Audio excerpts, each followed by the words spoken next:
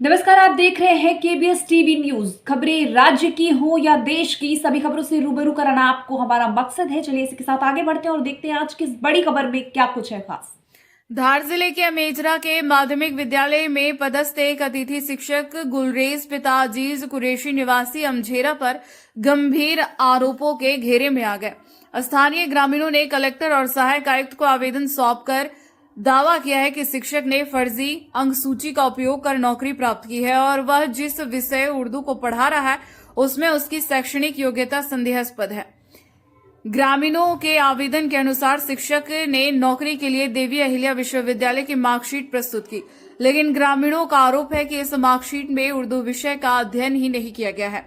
इसके बाद कथित तौर पर उसने अलीगढ़ की एक दूसरी मार्कशीट प्रस्तुत की, जिसे ग्रामीण फर्जी बताते हुए जांच की मांग कर रहे हैं। फिलहाल इन दावों की आधिकारिक पुष्टि नहीं हुई है।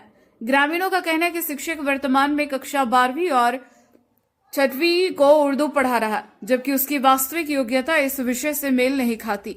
इससे छात्रों की शिक्षा पर प्रतिकूल प्रभाव पड़ने की आशंका जताई गई है। मामले को और गंभीर बताते हुए ग्रामीणों ने यह भी आरोप लगाया कि शिक्षक पहले भी कई मामलों में आरोपी रह चुका है।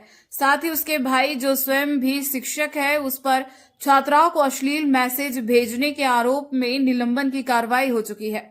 ग्रामीणों ने इसे परिवार से जुड़ी बार बार की संबंधित गतिविधियां बताते हुए मामले पर कड़ी नजर रखने की मांग की है। ग्रामीणों द्वारा विस्तृत आवेदन जमा करने के बाद अब पूरा क्षेत्र इस बात पर नजर बनाए हुए है कि प्रशासन अगला कदम क्या उठाता है। फर्जी दस्तावेजों से नौकरी पाने और शिक्षा के वातावरण पर नकारात्मक प्रभाव डालने जैसे आरोपों ने शिक्षा विभाग में हलचल पैदा कर दी है।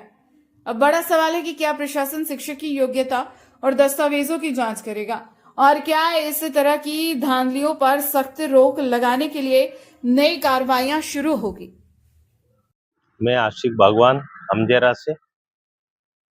शासकीय उच्चतर माध्यमिक विद्यालय अमजेरा में गुलरेज कुरैशी, जो कि नकली मार्कशीट अलीगढ़ यूनिवर्सिटी की लगा के उर्दू उर्दू पढ़ा रहा है, जो उसको आती ही नहीं।